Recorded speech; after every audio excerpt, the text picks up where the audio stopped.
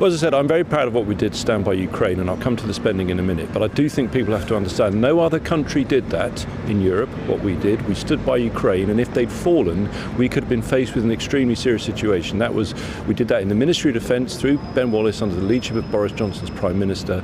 I'm incredibly proud of that achievement. That was done by us as a country.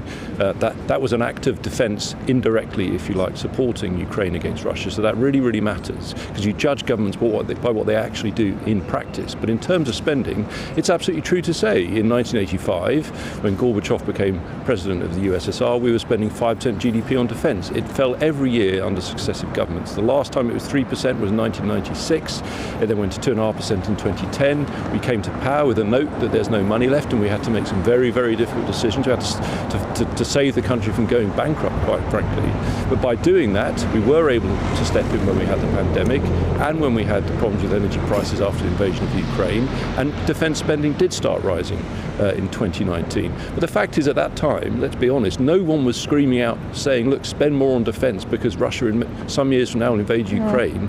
You have to adjust to the world as it is. And that invasion, that land invasion by Russia, the first since the Second World War, has changed things fundamentally. We have to adapt to that, and that does mean now more defence spending and difficult decisions on where that comes from. I do remember some people screaming out for more spending on defence, military chiefs, probably the gentleman sitting next to me here who was once Defence Secretary, and others.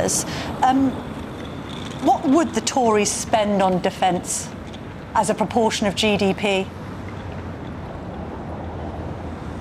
So we think that the government should go to 3% this Parliament, and that is because we think the threat is very serious. The threat is now.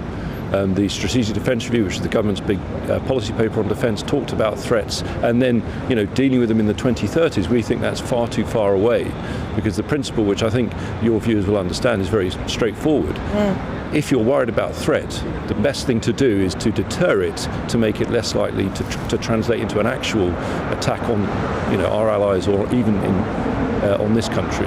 So that's incredibly important, but we recognise spending 3%, getting to that, will require very difficult decisions. And I think the biggest concern here, when you talk about defence spending, is actually what happened in that Labour vote on welfare. Labour were going to bring forward a bill, as you will recall, to reform welfare, but unfortunately they bottled it in front of their own backbenchers, because that budget on sickness and disability benefits is going to go to 100 billion this Parliament. The money has to come from there. We've got to get the benefit bill down and use it to fund defence, but also supporting the productive sector of our economy through tax cuts and so on.